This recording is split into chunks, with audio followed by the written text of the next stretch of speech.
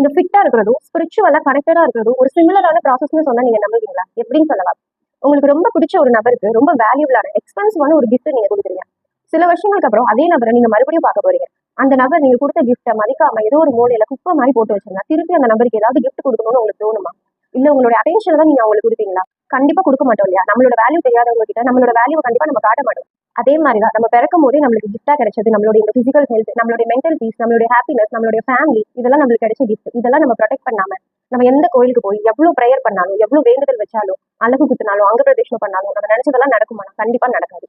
உங்களை நீங்க self care பண்ணிக்கிறதும் உங்களுடைய ஃபேமிலியை நீங்க ப்ரொடெக்ட் பண்றது செல்ஃபிஷான ஒரு விஷயம் கிடையாது. உங்க ஃபேமிலியோட உங்களை நீங்க ப்ரொடெக்ட் பண்ணிக்கிறதும் உங்களை செல்ஃப் கேர் பண்ணிக்கிறதும் நீங்க கடவுளை ரொம்ப மதிக்கிறீங்கன்னு அர்த்தம். உங்களுக்கு கிடைச்ச ஒரு விஷயத்த நீங்க வேல்யூ பண்றீங்கன்னு அர்த்தம். உங்களுக்கு கிடைச்ச விஷயத்த நீங்க வேல்யூ பண்ணல அப்படின்னா நீங்க கேட்கிற எந்த வேல்யூபிளான விஷயமும் உங்ககிட்ட வந்து சேராது.